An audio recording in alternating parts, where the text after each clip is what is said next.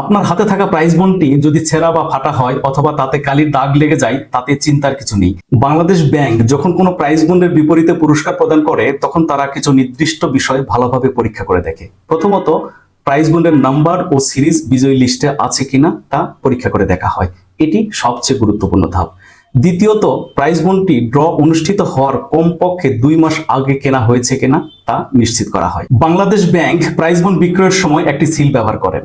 এই সিলে প্রাইজ বন্ডের বিক্রয়ের তারিখ লেখা থাকে। এই কালি পানি বা অন্য কোনো কিছুর কারণে মুছে যেতে পারে। যদি বিক্রয়ের তারিখটি ভালোভাবে বোঝা না যায়, তাহলে বাংলাদেশ ব্যাংক তাদের নিজেদের কাছে থাকা তথ্য ব্যবহার করে এই প্রাইজ বন্ডটির বিক্রির আসল তারিখ বের করে নিতে পারেন। যদি কোনো প্রাইজ বন্ডের তারিখ অস্পষ্টও থাকে, সেই তথ্য ব্যাংক কর্তৃপক্ষ যাচাই করে নিতে পারে। বাংলাদেশ ব্যাংক আরো একটি গুরুত্বপূর্ণ বিষয় যাচাই করে, প্রাইজ বন্ডটি আসল নাকি নকল।